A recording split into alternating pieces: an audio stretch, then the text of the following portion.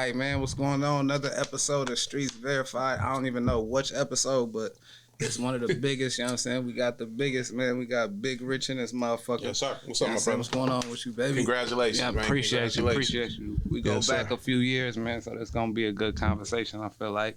You know what I'm saying? How you doing, though? I'm good, bro. I'm blessed. I'm working, grinding, rebuilding, actually. I'm kind of in the midst of in like my third or fourth rebrand. I haven't talked about it publicly too much, but we can talk about it here. But yeah, I'm just geared up. I feel like you the king of rebranding, man. You know what I'm saying? You done did it so many times, but you do it like the right way every time. Yeah, I think it's like when you lock in, I think because my tunnel vision process is like I lock in on something, right? And then when I feel like I've done everything I need to do in that area, then I'll be ready to tackle something else. Right. You know what I mean? So I think that's where we at right now. Again, it's gonna be fun though. I love this process because it's like I really sometimes I get up in the morning, don't really know what my focus is that morning. Right. But a year or two ago, we was too busy. Everything was going on. So to be able to step back, regroup, chill with the kids is getting older. My youngest is getting older, so it's like I get to put in some work with them while I rebuild. You know what I mean? So it's good. It ain't even it's like a relaunch. It ain't even really a rebuild because we got a lot of stuff solidified, but it's still 10-15. 100%. Okay. 100%. So let's start from the beginning, though. You know what I'm saying? Let people, this on this channel who don't know who Big Rich is and where he started from. I mean, I'm sure they know who you are, but where it started from, Straight, man, Grove Street, San Francisco, California, Fillmore District, in the Banneker Homes on a little 4-track recorder that my mama bought me. You know what I'm saying? Just like fell in love with the behind the scenes stuff though, so it's kind of fitting on what I'm doing today. Because I never really wanted to. I couldn't rap. I didn't like rapping. It wasn't for me. But when I started making beats, JT, the bigger figure, he used to kind of like treat our lab as like a minor league in a way. You know what I'm saying? He'd just be scouting, he'd be listening. So when Telly Mac and all the young spitters and stuff from the hood would come through, it was like they was almost kind of creating their demos at the house. But I was serious. I'm like, I'm a young 12-year-old CEO. I want to put these records out. I was really following in the footsteps of the Fig. Right. But I started losing artists to Fig. You know what I mean? The Gamblers was at... Hold on. So you was a 12-year-old CEO? 100%. We had something called BRP, which was Big Rich Productions. And this my brother, my best friend, and my manager since I was a kid. I met him through selling him my mixtape in a compilation, I'll say, right? So I met him in middle school selling him that CD or that cassette tape. Y'all been together since middle school? Since he bought that CD or that, I keep saying CD, that cassette tape. That's how old this shit is. Damn. We just been rocking ever since. That's literally did everything together ever since. But it started there. And then, like I said, JT kind of come pick the best ones out the group. 3-4 years later, I'm like, I got to start writing. I got to start rapping or I'm not going to really have no motion. So I started just messing around with it, putting together like a Dr. Dre type tape where I'm rapping on every song, but I got a feature on every song. And you was making the beats? I was making all the beats, all the beats at that time. And then the Fully Loaded option came because Bailey was recording at my house and Toriano would come down. And we looked at Toriano as like he already made it. You know what I mean? Because he had an album out before we did. So he came down and we had good energy, and he was like, let's start a group. That's Mr. Vegan Mob, right? Vegan Mob, okay, yes, sir. Yeah, we're going to get there later. Yeah, we're going to get there, yeah. So, and Fully Loaded was created out of that, and then we was off to the races. So, Fully Loaded, like, that's really a staple in San Francisco for sure. Right, And so, that group, like, how was that, like, formed, though? Like, how did y'all piece that together? It was really going to be an album with Toriano and Bailey, because they was known rappers, and they was popping. And I was gonna be like the producer, but then Tori was like, "Nah, you should rap." Like, nigga, I don't know how to rap. You know what I mean? Like, so I started getting to it. I looked at it as a foot in to get in the door. Right. And then we went to my boy, Toriano's boy, Dion Pete. He was our producer at the time. He did everything behind the scenes. So we used to go to his house up there by where's that? Twin Peaks. We used to go up there and just lock in. So this is like when Quinn and Mess was putting out Explosive Mode, so they was big homies. They was around, but them niggas was on the run. They was doing their thing. They was going heavy at the time. We was just cooking every day, just cooking, and shit was tight. The shit was dope. I don't think, like, looking back on it, it was some legendary stuff. But I think we were good, But we didn't even know what we was about to do. We was just hungry. You know what I'm saying? So once we got locked in on that, we met Chuck, who is Street Cred CEO today and doing all the big things he's doing. Right. Him and Quinn partnered up and we created Done Deal ENT. Right. And then it kind of went from there. I mean, that's kind of like, I think a lot of those names you just named out of y'all, you know, everybody kind of just, you know what I'm saying, went up in their own way. Yeah, I think it wasn't designed that way because we always wanted to be a group and a label. Right. But yeah, at one time, everybody in the crew had their own motion and their own wave. From Willie Hen to Sky Baller was with us for a minute, and we see what he went on to do. And then the Gamblers and stuff, we always used to cipher together. Right. So that kind of like when we came out with our first album, that kind of motivated Fig to kind of get behind the Gamblers a lot more. So we was tag teaming. It was a lot of good stuff. So when Done Deal came in the picture, that was like, I'm gonna keep it real. To me, that shit was like Rockefeller, like, you know what I'm saying? I ain't gonna lie, because y'all had so many. Like I said, I felt like every time somebody dropped, it was out of here. Like, you know what I'm saying? Yeah. So, and that was kind of the model. We definitely. Oh, thank you, bro. See, Fast know what's up. That was 100%. I mean, that's who we was following. That's who we was checking out.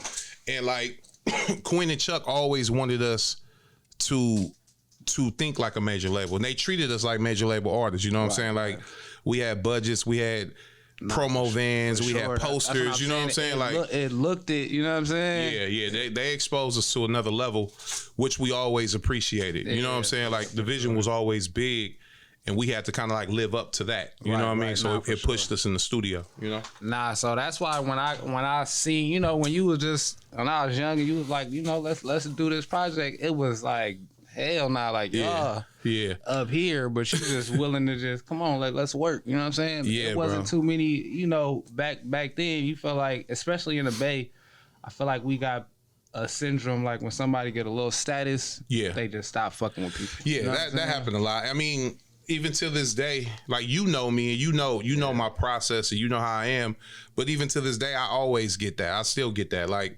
just because. Sometimes we not used to seeing certain levels of success too. You know what I'm saying? We're not used to it. It's not every day for everyone to see it. So when the people around start seeing it, they're like, oh, he finna change, he finna do that. But in actuality, we all changing. Our life is changing. Like it's like we busier than we was. We got different responsibilities. But you didn't though, because it was like, even when a nigga was calling, like, you know, for the shows and shit, like a nigga answering the phone, you know, a nigga wouldn't. You know what I'm saying? Like, nigga, if you ain't here, you ain't coming. So I always felt like that was some. Yeah, and because it was important, because if those doors weren't open for us, I don't know what I would have done. Because just straight up off of like a talent and whatever it was, I was a late bloomer with it. So I was like, if Quinn didn't open up that door, if Chuck didn't open up, or even if Toriano didn't invite me in the group, I wouldn't even be here talking to you today, right? So it was always important for us to reach back and just keep it going. So your energy was dope from the beginning. So we like, all right, let's figure this out. Get P Streets, get all of us together. We can form a whole new Rockefeller. You know what I mean? Show, it felt like that. Like, you know what I'm saying? Definitely like, cause like your show, like you had hella shows at the time. You was making sure niggas was performing. You know what I'm saying? Like niggas don't do that. You know what I'm saying? You don't take out your set and be like, huh, y'all do 2 songs. Or, you know what I'm saying? That's real. You know, I just want to give a nigga his flowers. Appreciated that. You know, that's love. Gave a nigga a different look. You know what I'm saying? Showed me that this music shit can happen if you work at it. You know and look at us now, man. Look what we doing. For sure. We still here. So after that, you know, what do you feel like? Was it That's the Business? Yeah. So it's a funny story about that. We had to That's the Business had to get. We had to go through a process with that. You not in frame? Not in frame? Oh, okay. Yeah, you can scoot this way. Yeah. Paper towel. Right on, bro. All right, so how can we break this down? So Done Deal disbanded.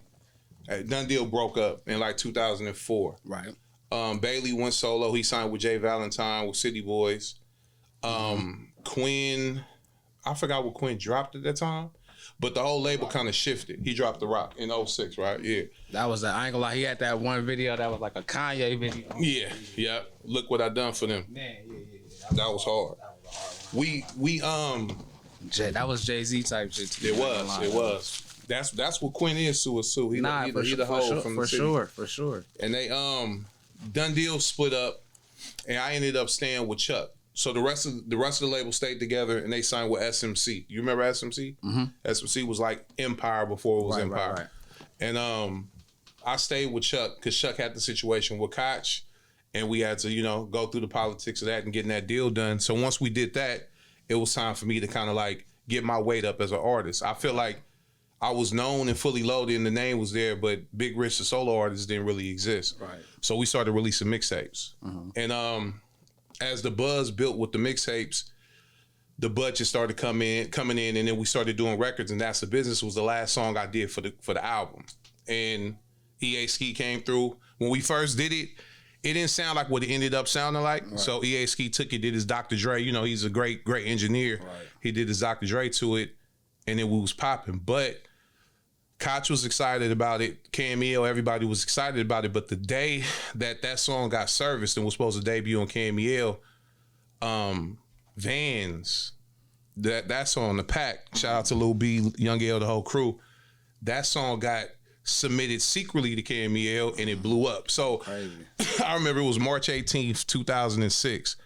We kind of was. It's real. You remember? Oh no, it was real because it changed. It changed everything for us. Right. So peep. So it's March 18th, 2006, and we're told that That's the Business is gonna be released that night. So we're like, all right, cool. Like everybody get ready. Let's get everybody on there. Let's call in. Let's do all this shit. I turned on the radio about an hour before just to get ready, and Von dropping bombs on this song called Vans. You feel me? Like it's going crazy. So they didn't even debut That's the Business that night. They didn't even play it. They didn't even play it. It was like, I think they played Vans he played Vans like 10 times back to back. So I didn't even get played, and then the song kind of got shelved. So I'm like, all right, what we gonna do? So what was our boy's name? West Oakland. Devro and Imperial for Demolition Man. Do you remember them? I remember. Come on, man. Them niggas was going crazy, right? So we linked up with them, and we was like, we gotta do a big mixtape, big street tape. We shot a documentary with it, and in those studio sessions was like, that's when we met a young Jay Stylin before he became Jay Stylin, and he was cooking up Live Wire. You know what I mean? He was doing this thing. We was in there with the Jack, the Mechanics, a whole bunch of artists. And we did this mixtape. It took off, and we put That's the Business on that mixtape. So after 10, 12, 20,000 CDs we had circulating in the Bay, That's the Business started popping, and it kind of forced Cameo to get back on it. Right. And then we went there. That MTV, yeah, that was huge. That look right there. What was it? Jam of the Week? It was Jam of the Week. It was 106 in Park, New Joint of the Day. That shit, but that Jam of the Week, man, that meant something back then. It did. You know what I'm saying? Huge. That was like, they playing your shit every hour on the hour. Like, yeah, for like a whole week straight. I think we got like 200 and some spins that week.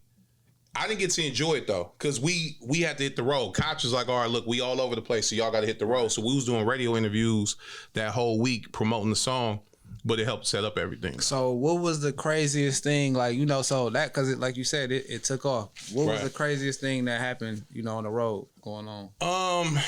During your first, real press run? Man, the only thing that ever strike out to me is I had a big argument with my baby mama. Shout out to my baby mama, to my oldest daughter. Shout out Lonnie and her mama.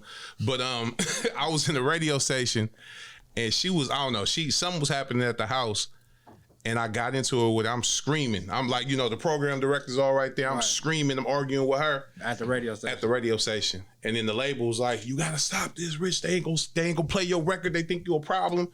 But really, it was cool, though. It was like, it was fast, bro. It was fast paced. It was unexpected. I felt like I went from 0 to 100 real fast because we was just grinding at that point. Right. And the next thing you know, we got budgets and we traveling. We all the way from here to New Mexico, Seattle, everywhere, and all these radio stations. And I felt like a star. I felt good. So I took that energy and I was like, I'm gonna bring this back home and we gonna finish this album. For sure. And we gonna really make it hit. You know what I mean? So that's how. And then we shot the video.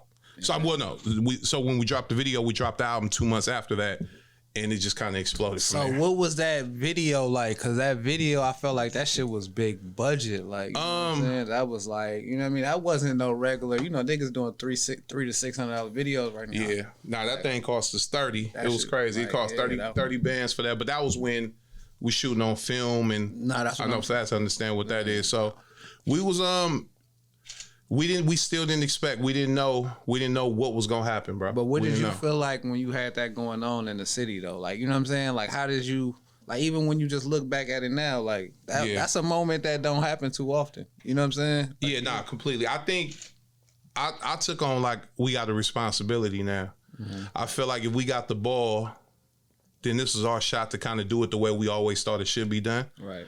So I wanted to bring like a bigger than life feeling to the city. I feel like the town always had their looks. You know, everybody. Vallejo's arguably probably the most successful city out of all the rap. You know what I mean? If you look at it. Out here for sure. But we had our look, so it was time to kind of like go. You know what I'm saying? Yeah. But then everybody came out and supported you too, though. Yeah, like, it was a lot of love. And even in that video, we had Mess in there, we had Juice. Yeah, that's what we had a lot of big dudes in that video, which meant a lot to us. You know what I'm saying? But in there. It was time to really do what we had to do. And I think for the most part, in the midst of the hyphy movement going on, and our music wasn't really lined up as a hyphy, hyphy records, but I think we did our thing, because Queen came right after that with The Rock. So right. So it was cool. But so even with that, because the hyphy movement was going on at the time, and your sound wasn't hyphy. Yeah. You know what I'm saying? So did you feel like that stagnated your progress because everybody looked at you as they wanted you to do some Yellow Bus music, or I'm just being honest. I think it did and it didn't. I still feel like the sound we was creating just really wasn't Bay Area at all. So I think we at that time, I feel like we were really heavily influenced by East Coast and the South. So the music reflected that a little bit. Right. And I think at that time, the people did want hyphy. They did want energy. They did want party records. And I was young and ignorant. It was a lot of times where I was like being hard headed, going against the grain. I didn't want to do that purposely. You know what I'm saying? I'll take that as like a challenge in a way, and wouldn't do that kind of music just on purpose. But you know, hindsight is 20/20. So when you look back on it, like, I could have been a little bit more open minded. You know, because you was around like Mac Dre, right? Yeah, absolutely. Around, so like you could have easily. You know. But to be honest with you, at that time, I mean, we don't really speak on this a lot because it was turmoil at that time, especially with. I remember Koch used to send out press statements about Big Rich wants everyone to know he's not down with the hyphy movement, and E40 was presenting my album, so I was down with it. I was a part of it, but they felt like the label felt like it was a good marketing tool. You know what I mean? To make me anti. I was kind of presenting a contradiction with having E40. It was. Yeah, right when you say that, it's kind of, but they felt like, okay, well, we get the king of hyphy at the time was 40. We get him to present the next wave of music that's coming out of the Bay Area. Okay. It made sense, but it was still like a lot of politics, bro. It was a lot of I had to go against the grain and force the radio, because I did have the backing for it, to play records that necessarily wasn't what was going on at that time. But that's a business fit the format. But like my next record after that was Northern Cali, which was like a down south record, a sample type, yeah. Yeah, so it was like we kind of had to force that on them, but it did well though. It did good. It was a chop and screw type. Chop and screw. Yeah, but the problem was we never shot the video. If we would have shot the video, I remember MTV like years later, even when we'd go have meetings with them and sit with them, they like, all right, this new video cool, but where's Northern Cali? We still waiting on that. So we kind of fumbled. That kind of premiered at the end of That's the Business, right? Absolutely. So people kind of was anticipating that song. They was. We kind of dropped the ball on that one. Right. Okay. So after that, what was the next successful moment for you in music? We got back in the lab, and the SF Anthem came. And that's I don't know, we got like 50, 60 different stories on how that record came apart, but the real story was tracks. He emailed it to me, and he was specifically in the email, he was like, look, I got this record, I haven't sent it to Quinn or Mesh yet, I just want you to take a stab at it first and just see what you feel. And I heard it. I was like, it ain't me, bro. I was like, I can't do this. Oh, you almost passed them? For us real quick, when we recorded Speakers on Black, it was like chrome, like a yeah, we had did a record with him. You know, it was a trip with Tracks. We had so much chemistry with him because I did a record. Me and Balance was working on the group album, and we did a record with him. And the beat that he made, I wrote my verse in like 10 minutes. And I don't usually write that fast, but I felt the beat. And I think he thought, all right, Rich is a special artist. Like, this nigga know you. Nah, nigga, I was just vibing with your shit. You talented. So he took a liking into my stuff. And then he sent the SF record. And I sat on it maybe for like 5-6 months. And I was finishing a mixtape called Get Down to Lay Down. And I was just working on that. I was like, I ain't really tripping off the record. And then hold on. You said I sat on that record for like 6 months, bro. I said a lot. And that's arguably the biggest record of your career. That's my biggest record, hands down. And you sat on it. I sat on it for like 6 months. Damn. And every time Trax and them reached out, I make up an excuse. I say whatever. But to my boys, I'm like, man, that record is corny. They trying to get me on some, you know what I mean? It was same old shit, being hard headed on that point. But we sent it to Chuck, and he was like, "Oh, I'm gonna put Quinn on it." I'm like, that makes sense. All right. I started getting a little bit I started getting territorial with it a little bit though, because I was like, nah, he sent that to me, but go ahead, you know what I mean? So he sent it to Quinn. Quinn knocked it out fast. Boo jumped on it fast, and then the pressure was on at that point. So if on the intro of that song, if you listen to the ad libs, I'm on there like, when I say I apologize, I was talking to the label. I'm like, my bad. I know I've been bullshitting on this record. I'm gonna get it done. We wrote the verse in like 20 minutes, knocked it out. I wanted to go first on it. Wrote the verse in 20 minutes. 20, fast. It was fast because I was trying to get it done. I didn't want to do the record. I was like, this shit corny. I don't want to do it. We went in, recorded it, one-taked it, and I was like, just get it to Tracks as soon as you can. DEO mixed it up a little bit, sent it down to Tracks, and the Tracks finished it. When he finished it, I was like, okay, I see what y'all was talking about. Man. And then that shit just, it was like, I remember we sent it to Vaughn, and it wasn't even on the 6 o'clock drop at all. It wasn't a top 6 record on one day. Then on the next day, it was a #1 requested record, and we was just gone. You know what I'm saying? From there. So that record right there, cause that shit still get played. You know what I'm saying? Get played at baseball games, basketball games. You know what I'm saying? Right. Like, did you ever think that you would have a song that would be? Cause what is, like, how many years is it? Like, we going on 17 years. So like, that's longevity. Like, super. You know what I'm saying? Super. So, and it's an anthem. It is. No, nah, it is. but even though they had a, you know, it's the name, but you know that, like, did you ever think that you would make a song that would be the song for San Francisco? Because that really is it. You know what I'm saying? That was the hope. That was the goal. But I never thought that record was gonna be right. You know what I'm saying? Right. I think doing it. I think the emotions in the record is what kind of like catches people. Right. It's like it's an emotional song, so people connect to it on an emotional level. But it didn't slap the way that other club records would slap, but it had the BPMs that the club records did.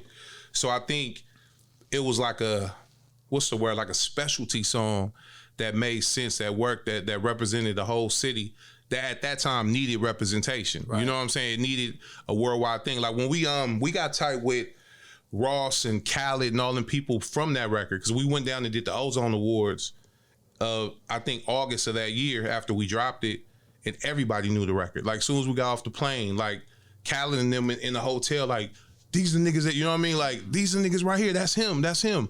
So how did that feel to be getting respect from the? It felt good, bro. It was kind of like we didn't know what was finna be happening. This is the end of 08. Now, mind you, the world changed in 2010. Digital, iTunes, all this shit changed. Streaming came. So we thought we was on. We was like, nigga, here come the millions. We finna get these $1 million offers. You know what I'm saying? Nigga thought because it was one of them records. It was one of them records. But music industry changed. So you know when that shift happened, how do you feel like that affected you?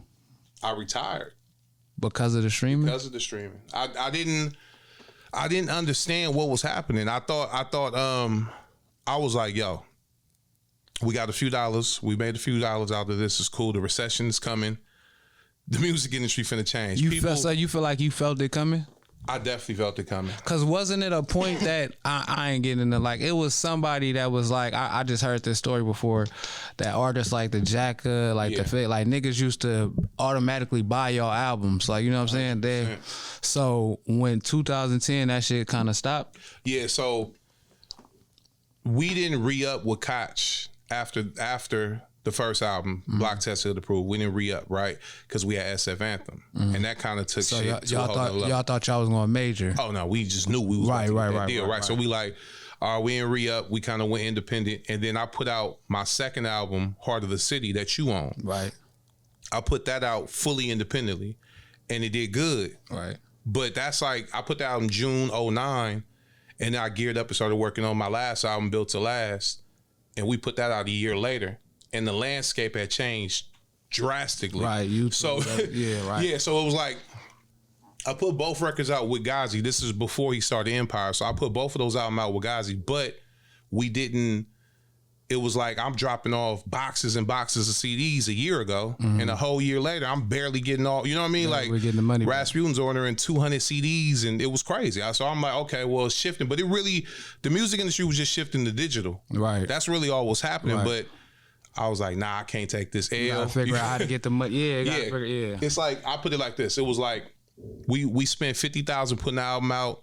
Let's say we make 100, right? We flip our money, we double up. That's cool. But what I started seeing was a trending was we spend 50, we make back 50. So I'm doing math. I'm like, okay, well, next album we're gonna spend 50 and make back 25. Right. And that's a big hole. So right. I was like, I'm gonna jump out. You know what I'm saying? And that's how Project Level started being formulated from that idea, because I wanted to get something sustainable for the fam. You know what I mean? Doing it so long, like, you know what I'm saying? You jumping out, you don't miss it. Like, you know what I'm saying? I like, miss that shit every day. I know you still get to, you still get your shows and, come out with pause, You know what I mean? I feel you. I mean, but you pop out at shows, but do you not miss doing a whole, like, cause right now I feel like the OGs is like getting their flowers with music at this time. You know what I'm saying? People getting another, cause music is getting older.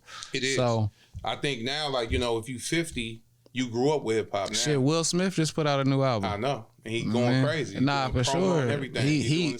He really, like, he going on streaming and everything. Like, so whoever really doing bro shit, he paying attention to them. You know what I mean? What's going on today? That's all. Like, you just gotta watch and you got kids. You got teens, so they know what's popping right now. Yeah, nah, for real. I think it was like, it's kind of like sometimes when you plan your shit out, it's a gift and a curse. So for me, I was like, all right, if I ain't where I want to be by 30, I'm gonna adjust, right? This whole relaunch, rebirth, rebranding. So I'm like, I'm gonna adjust, because I want to be able to start the next company, my next phase of my life, and have that credibility that I left the game with. Right. So I was like, the earlier I do it, the sooner I do it, the more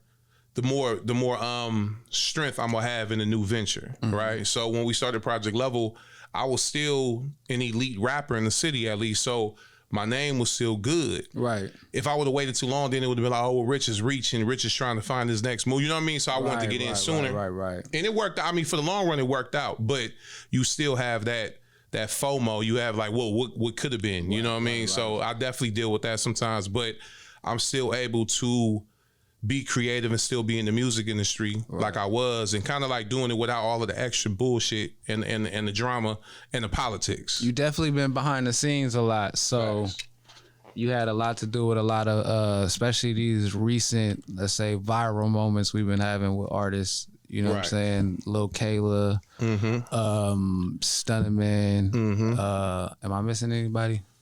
Who else? As far as I want to say 24K Golden. I know you got the I want to say she a little actress, Jasmine. So I know you got a lot of young talent that you like. How'd you start? Grabbing these talents. I think it was like I started doing for others what I always kind of wanted done for myself. You know what I mean? So being an artist, you can kind of be like, okay, well, you know as an artist what kind of team you want, what kind of support you need. Right. So I literally was just like obsessed with trying to offer that to the youth. You know what I'm saying? And giving them that full wraparound support that can get them there. Of course, everything ain't gonna work, and we got success stories, but we also got stories that didn't get as successful. Right.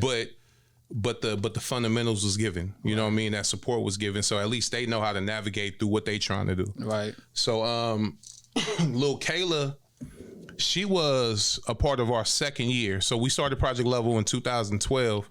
We met her in 2013 when she was like 14. And she always had it, like from the beginning. You seen it from when she was her first stage she ever performed at was a Project Level stage. And she killed it. She had half of Sunnydale projects up in there. We didn't know what to expect. She was just like, I got my family coming. We're like, oh, okay. And she went out there and rocked it. Nah, I went to a few shows with her before. She was, she deep, she rolled, she, you know what I'm saying? But she definitely put on a hell of a show. Hell of a show. And them little kids, them girls, they love I've never seen a fan base like Kayla. But then I seen her perform, like, I want to say it was at the Oakland Arena. This was probably like a year or two ago, though. With Future? Nah, I want to say it was Lil Duval bought her out for the first time. Yep. But she had the OG, you know what I'm saying? Like, but every female knew her music, and I said, damn, that's crazy, because to have that age gap to where, you know, mothers is in the car listening to Lil Kayla with their daughters and daughters, you know what I'm saying? So you explained it. That's exactly how it happens, because she's so many little girls' favorite artists. Right. So mama, put this on the the playlist, and they like, because they can relate to it at the end of the day. What she talking about is real life shit. So yeah, she got a very diverse generational fan base. You know what I mean? And she got star power though. Right. She got a cool little, you know, I like cocky and confident. Yeah, she's super. She got that confidence like hell. That's one thing that a lot of people don't have out here is confidence. You know what I'm saying? So you got to feel like you're a star for people to treat you like that. So keep doing your thing, shorty. You know and she got it. And new project coming. She on Empire now, so new project is coming. She got like this new energy, brand new energy. It's a good, you know, because the whole debacle with the Atlantic deal and how Atlantic shifted, and she got caught in that shift.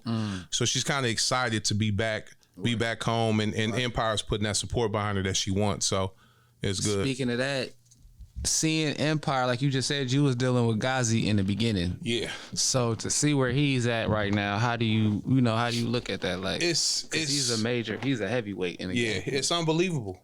Dude is arguably the most important executive in the music industry. For sure. You know what I mean? Like, and straight from where we from, and a San Francisco Bay Area kid to the heart. You know what I mean? So to see it is, I say, to be that big, you can't never really expect anybody to get that big and what he did. But his commitment to it, I think, just sticking to his guns and his plan, he never drifted. So I'm not surprised. He really like spoke this and worked for this to come. You know what I mean? So I love it, bro. He's a good dude. So with us having a heavy hitter like Ghazi out here, do you feel like we should have more major artists though? Of course. I think, man, believe it or not, bro, and I know rappers talk about this, and I'm glad I've been seeing the new generation artists talk about how deep the street politics is in the Bay. For sure. And when you think about it nationally, you don't associate, now they're starting to do it, you know what I mean, with Richmond, Oakland, Stockton, all these Northern Cali cities starting to hit these top 10 most dangerous cities list. You know what I mean? Like, okay, so it really is spunky out there. And I think with it being, because even during our days, it was the same shit. I felt like the streets dictated a lot of what we did with the music. But when you think of the Bay, the industry doesn't look at it that way. They look at LA, because you know the gang politics down there. So we weren't able to create any kind of real structure for this to take off the way it should.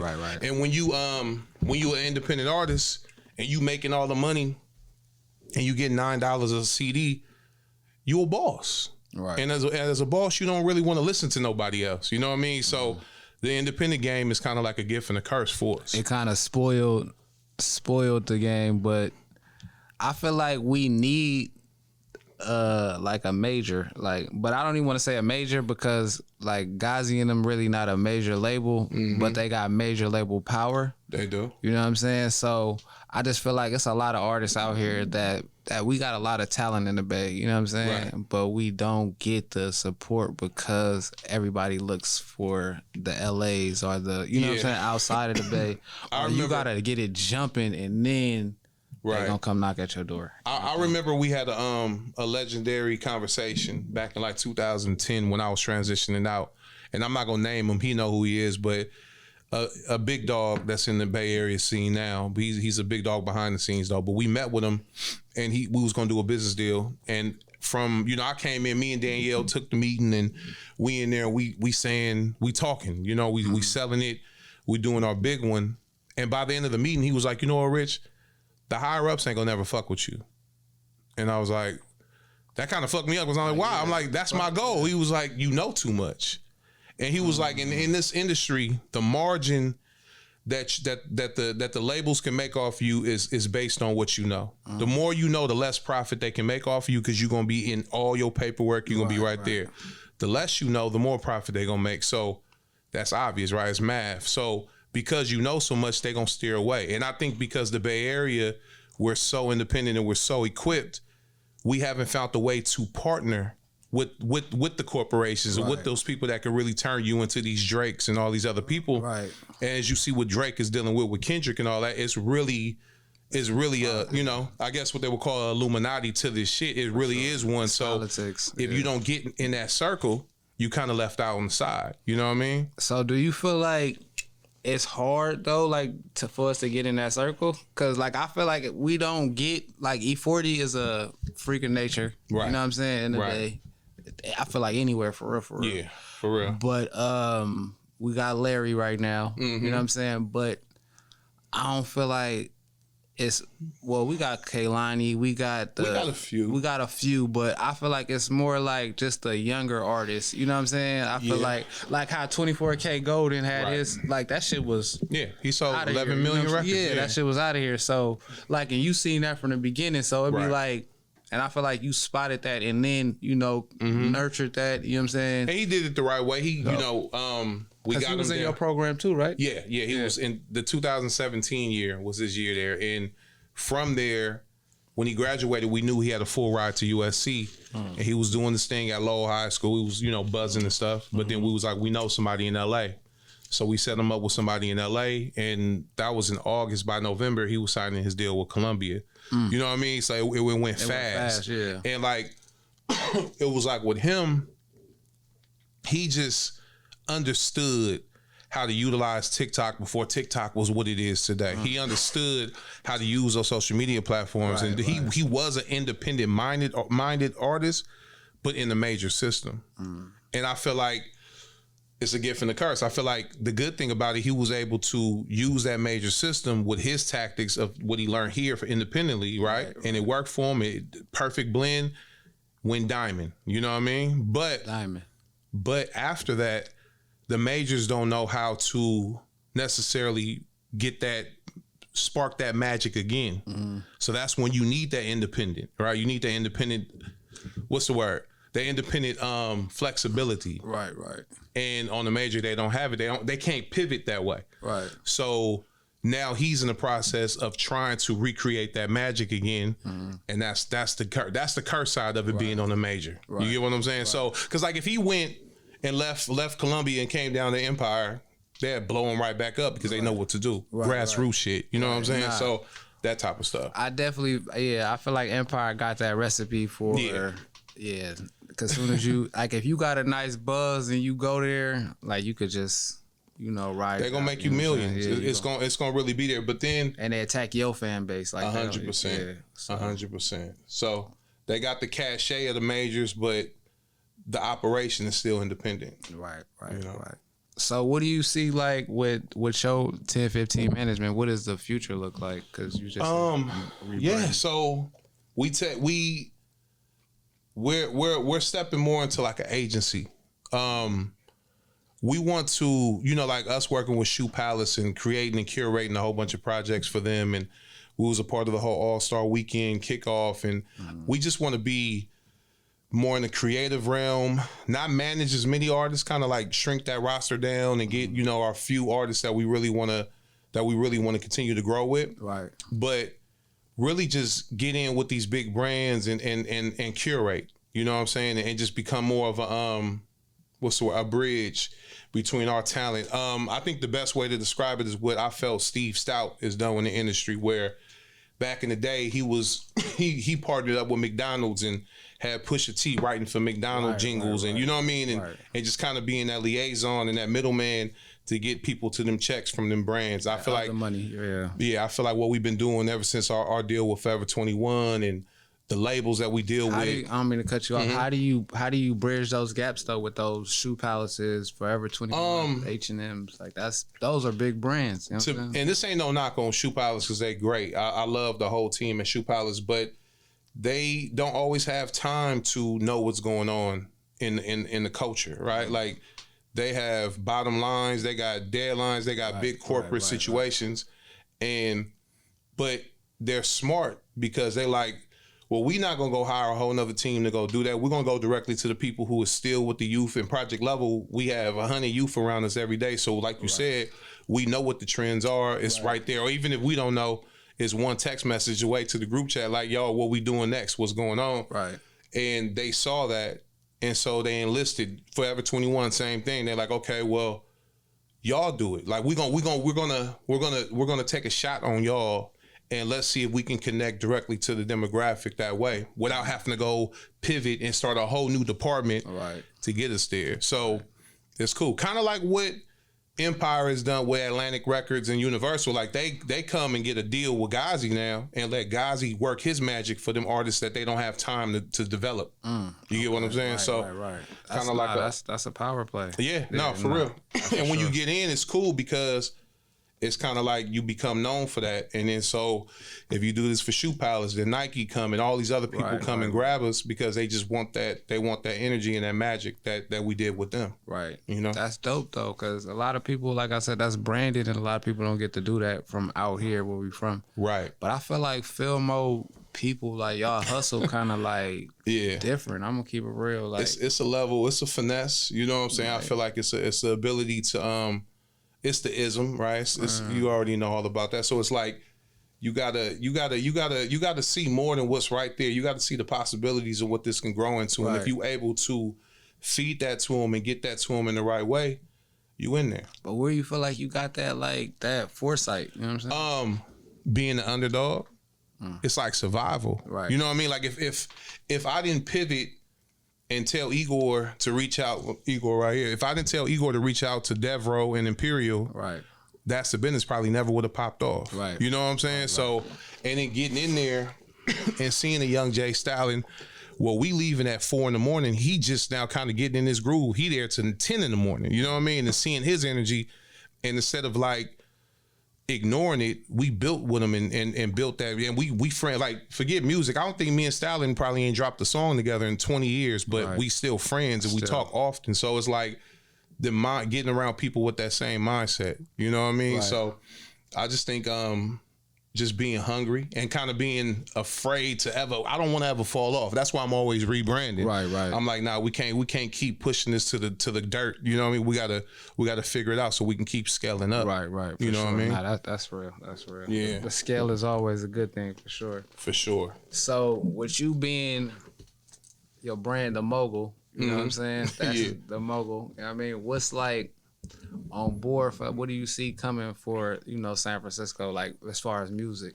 Been working close with the city to continue to bridge this gap between the entertainment side and the corporate side, right? So with social media and everything being in our city, the origin, the whole Silicon Valley, we are not in tune with that side enough. You know what I mean? And we are the culture, right? Like us black folks, hip hop, everything in between sports, everything is in the culture. So we're dipping off into sports. It's a youngster named Ray Davis that's from Fillmore, born and raised in Fillmore, and he played for the Buffalo Bills. We have something big.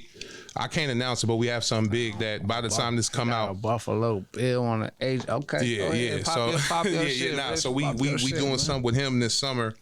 That's gonna be like our first crack into the sports realm. You know what I mean? And same thing, bridging those gaps, bringing brands together and seeing and getting them to invest in the culture instead of just kind of borrowing from it and stealing from it. Really, we getting them to invest and get involved. So, and we able to. I mean, the trick of it is we get them in with Project Level because it's a youth organization that they feel like they giving back. But when they get in there, they're like, oh, yo, these dudes are some sharp business people. You know what I mean? So we actually can hire these youngsters to do things for us. And then that's when everybody gets that's when the economics start. Right. So that's like, how do you get them? Like, how did you know it was money coming from these brands though? Because you could do some, they could come at you and really fuck you over because they just think you the small fry. You know what I'm saying? I think, to be honest with you, we had to go through the Forever 21 deal. My bad, it's hot as shit. No, I'm hot. I'm hot as fuck too. I ain't gonna lie, it's bacon in this bitch. Cap. You all right, Julian? You hot? Oh. Go ahead. That nigga chilling. He cool. He like, I ain't gotta talk nothing. I'm chilling. Nah, go ahead, my man. We had to learn through the Forever 21 shit, bro. Like, that was a situation where a lot of people thought. I mean, we generated a lot of money from that deal, but it didn't come to us. It was a big deal optically that our folks needed, right? Because it was a situation where we got into an altercation with them that could have led to like a Oh yeah, that's right. It went viral. Yeah, y'all had a viral. Let's talk about that. So what happened? So that was the year after Golden had went off to get his deal. But this is summer 18. We was doing our summer program, and we brought about like 8 youth downtown, and we was shopping to do this magazine. We was doing an OG magazine. We was bringing it back, so we was like getting clothes for them to do spreads in. Right. And we Forever 21 was always our go-to store, but we was shopping all downtown. So by the time we got to Forever 21, we had like 10 bags with us. So it was a lot of shit. So we up in there and we shopping and we putting the bags down. And usually we cool with the staff, but that Sunday, it was a new manager, new staff. It was like one staff member in there that knew who he was. So Danielle put something in her bag. But it was something we already purchased. On camera, it looked like she was stealing from Forever 21. So they called the police. The police knew who we were. I kind of, we got into a little altercation with them. But then what fucked it up was they was like, we got to escort y'all out. And I was like, that's gonna look like we got caught stealing, bro. You know what I mean? So I wasn't feeling. So we filmed it. We asked them to apologize. They wouldn't apologize. So we posted it. Now this is where the notoriety worked in because a dude from San Jose who used to book me for shows, he knew the owners, the Chang family. He knew the Chang family. So when it hit the news, he called them like, yo, you should get this fixed.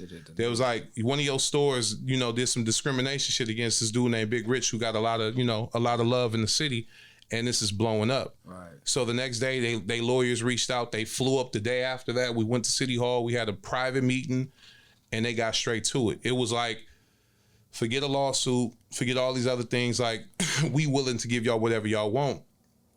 And we were like, well, our youth do this. This is what we love to do. We do marketing, we do fashion, we do music, we do all these things. Like, we want to do a partnership. Damn, so you kind of like, you could have really took a check for yourself. Facts. You could have like cut me because it wasn't even discrimination against the kids. It was you and your wife. It was me and my wife. So you could have just been like, give me $100 and I'll walk away. 100%. So we was like, take a shot on us. So it's like we can show you what they do. And not only did they do that, they literally let us do everything from top to bottom. One of the ladies was a global director. Her name is Diana. Excuse me, I almost forgot her name. She was from the city, and she was like, I want to be a part of this project. So she came in, she helped us, she showed us how to do all of the stuff, top to bottom, how to really put out a juggernaut clothing brand through what they do. So we learned it. We worked on it for like a year. We designed everything from scratch, did everything, and it came out. They gave us billboards in Times Square. We did a big tour. We went to Atlanta, New York, Miami. We had Times Square billboards, all this stuff, and we sold the whole thing out in like 6 days. Damn. It was big. It was during COVID, during the whole George Floyd movement, all that type of stuff. Right. So it was a win for the culture, But you learn about the corporate side of the shit. But from there, we just never looked back. Like it was like, okay, we got Forever 21. Now let's see who we can go get next. Go get somebody. But basically that was a bad thing that turned into a great opportunity. Right, absolutely. Right. That's crazy. Absolutely. Crazy. So, but if we would have sued them and bashed them and did all of that, right, it wouldn't have did that. And probably really not got as much. Not as much. Probably got a nice little 15,000. Yeah, a little check after lawyer fees. Little 2 bands, like my guy said. Trying to get a little 2 bands. Chase a little 2 bands, you know what I mean? Nah, for sure. But it worked out though. Nah. And it set up the future. Right. You know what I mean? So the future will brand I'm gonna keep it real. Next time you got one of these shoe commercials, I would love to be a part. I be kind of feeling some type of way, bro. I'd be like, damn, Nike. It'd be a trip. It's like when so Nike had did a shoe for the Bay, like a tribute for the Bay, and they went to Shoe Palace and Nice Kicks, and they wanted them to execute it since Nice Kicks flagship store on Haight is one of the biggest ones. And then Shoe Palace reached out to us and was like, we got 23 hours to shoot this spot. Like, what y'all can come up with? In 23 hours? We had 23 hours. And we did our best. We put everything together. The team got together. We did this deck, and we shot it the next day. And when that shoe dropped, it literally sold out on Nike.com in the first day. So when Nike saw that, they like, man, who did this? Like, where this came from? Shoe Palace did the real nigga shit. It was like, man, it's these dudes in San Francisco, Big Rich and his family, boom, boom. And it's just been going from there. You know what I mean? So you got. But we had to work our ass off for them 24 hours to get this shit to us. I was gonna say, that ain't that to come through with a shoot like that in 23 hours that's a lot of work. Right. So they can believe, man. Yeah, man. So I ain't gonna. We still got a few more minutes, man. I ain't gonna hold you too much longer. We good. So through the process of being out here in the city, like what was the legends that you looked up to? You know, I know the Filmolians for sure, but you know what I mean? Really, bro, I was blessed to be able to come outside my door and be in the middle of like the mecca of Bay Area music at that time. Like, you know, Quinn like 4 years older than me, so when I'm 12, he's 16. He one of the prolific rappers in the city. For sure.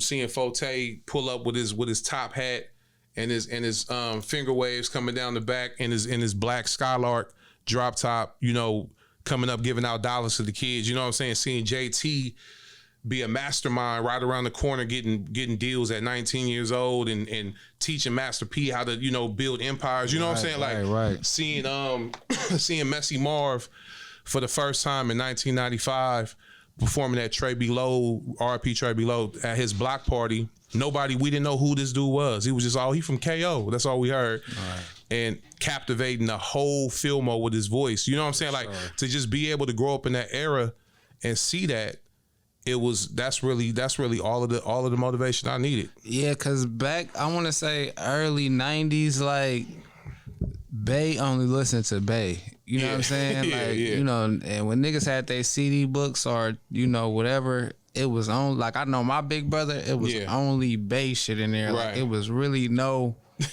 out of town music. And if it was some Kansas City, you know what I'm saying? Like, so. Like one of our cousins, right? Yeah, that shit always really, and me, like you said, I listen to New York. I'm an East Coast. I'm listening to down South, but I always, like, now I'm older, I look at that shit like, damn, that's dedication. Cause niggas used to have really like 100-page CD book full of hometown heroes, right? And niggas dropping every week though, right, like, you know what I'm saying? A new CD. So it's like, how did you know what I mean? Cause I was young, but you know, how did but it was, you know what though, even to go back further, it was a process because, you know, R.I.P. Ham Banks, R.I.P. Ronnie Newt Sr., like, those is like real close friends of my dad. So I grew up as them being my uncles. Mm-hmm. And Ron had, you know, the Neutrons, and that's Jay Valentine and Bob and Ron and everybody. I know the Neutrons, right? Man, you know them, the Jackson 5. Right, there, right. Man. So I had the honor to be able to be their bodyguard when I'm like 7, 8 years old. I'm running around with them while they had their major deal. We in MCA Records, and we just sitting in there. A.D. Washington's, you know, when they did the New Edition movie, right? We used to be in them same offices and shit that New Edition was in, and just watching it. But I didn't understand what was going on. But just being exposed to it, right? It felt like home when I was ready. And then Hamp Banks, what he did was Sly Stone and the whole family Stone and stuff like that. And just being around it early before I was even old enough to understand. So when I got exposed to it when I was older, it was just kind of, it came all together. Right, you know what I mean? So it was a blessing, bro. It was just right timing. Right. Right timing. Nah, for sure. That shit sound like you just been around it your whole life. Like, you know what I'm saying? And everybody that you name it had, real prominent careers. Right. Like, you know what I'm saying? Shit, Jay Valentine. Yeah. He doing his thing right now. You know what I'm saying? So, especially with this, in this realm. That's too. what I'm saying. So it's like, nah, for sure. Yeah. For sure. They podcast definitely dope. For sure, for sure. But y'all, like, that's what I'm saying. It's like, in San Francisco, I'm from the point, but it's like Filmo niggas always just got an extra oomph. Like, you know what I'm saying? Right, you niggas just always, you know what I mean? Yeah. You niggas just, if somebody gonna get on from over there for sure. You know what I'm saying? Like, right. That's why when June made it, niggas was like, cool. Yeah, you know for real. They let a nigga in from But but we looked at y'all. We looked at y'all in the same way. Cause y'all, to me, Hunters Point sold more records than Filmo though. When you look at it, because you got RBL. Who else? Of course, 11.5. Juice and Get Paid used to sell some. I ain't gonna lie, Juice used to like that between you and Juice, because Juice did me just how you, Paul. Right. He had picked me up just like you too. Right. But it was like, y'all used to have y'all trucks, and I used to be like, it's really rap money. Like, you know what I'm saying? That's how really young I was. Right, I'm like, y'all got y'all trucks wrapped, studio time fully booked out, you know what I'm saying? Right. And, back then, they like studio time was expensive, you know what I'm saying? Real talk. I ain't know y'all. Then that's when I met the Jack. I met the Jack in there one time. You had me out there on the little studio in the industrial. So that's what I'm saying. It was like a real... Shout out to 17 Hertz. That was them legendary nights, man. I feel like that shit was like a real industry, and you don't know who gonna bump in there. But this nigga Rich used to really be in there talking so much shit to niggas. I ain't even gonna let you get out of here with that. Yeah, man. Like, we used to be. You gotta really be on your A game in there, because if you say some bullshit, he's gonna let you know. I ain't take that verse off, bro. Go rewrite that shit. Yeah, you know what? And that's what Quinn and them used to do to us. So it's like, I just had to keep that shit going, man. It taught us a lot. We met quick, so the first time I'm in there and I'm seeing that shit happen, I'm like, these his artists. Like, you feel me? Nah, hey, that shit weak as fuck. Go redo it. I'm sitting there like, right. Oh, nah, I gotta bring my A game. He over here taking niggas off songs, nigga. Like, nah, you off that. I ain't feeling that. Go ahead, let me see what you got. But you know what's funny is, like, out of all the sessions I done forgot about, that era, I ain't never forgot. Like, I remember that shit like it was yesterday. We was working, we was clicking, everything was straight, everybody had their verses ready. It was just a good time, bro. You had like that, but you was running it like a real boot camp. Like, that's what I'm saying. I could tell this shit was, you knew what to do. Like, I ain't never been around no shit like that. So it's like, you go do the first verse, second verse, third verse, song done, then we gonna do another one. And I'm sitting there like, God, how many songs we finna do tonight? Shit, I don't know till we finish. I'm like, we used to be in that shit to the moment sometimes, you feel me? But that shit really, like, it showed me that's the work ethic you supposed to have to try to make something out of nothing. You know what I'm saying? And shit, a nigga paying for the studio time, you better record. You know what I'm saying? So that's the only way we gonna make it too. A lot of times I feel like we get lost in just the idea of becoming popping and famous and shit, but the work is where we gonna get there with. You can't skip the work, you know? Rich, you couldn't tell me, bro, that I wasn't on at the time. I swear to God, you couldn't tell me. I'm like, nigga, because after we leave the studio, we got a show in San Jose. Like, I'm like, oh shit, we got a show. Like, pull up to the show, bro. We gonna do the song we just did last night. Hey, we was popping shit so much at that time. I remember we was you remember Neo the Gift? Yeah. Like, shout out to Neo. He's back. I'm glad he's back. He just followed me on the gram. Good. King NTG. Yep, exactly. Yeah. Nigga, we I remember I was just messing with him. I'm like, I was like, watch, because this is when we was trying to bring him over to 3 Story. So we did a song at DEO's at like 5 o'clock, and I was like, this shit gonna be on the radio tonight. He like, never. You know what I mean? I'm like, come on. I was like, make a radio edit of it. We did it. We sent that shit in. That shit was on the radio by 9 p.m. that night. And it blew us, it blew us mind. It was a great time in the Bay, bro. Like, it was just like. It was. It was a great time. Like, I said, I was like a fresh 18 too. Niggas was getting me in the clubs and all the shit. So it was like, it was just different. I ain't gonna lie, bro. I appreciate you though for those moments, man. And I appreciate what you're doing now. Like I told you off the camera, I love what you building. This shit gonna work. You know what I mean? It's gonna work. You feel it. I feel it when you see it. That's why it was a no-brainer. I was gonna eventually ask your ass if you didn't ask me to be on it. Come on, man. But I needed you. This shit is dope, and you can tell why it's working because the energy is different, and your approach on this shit is different, and I appreciate that because it's a breath of fresh air. We need that. So you speaking for us too. So that's very important. So good job on that, little bro. Niggas legendary, man. Gotta make sure. Got legendary niggas come through, man. 100%. Appreciate y'all, For real. Thank you, bro. Hey, another episode, Streets Verified. This is Big Rich, you know what I'm saying? 10-15, 3-story gang. He can't retire that. You know what I mean? Yeah, FLY. Hey, bitch, cause a young nigga fly. Hey.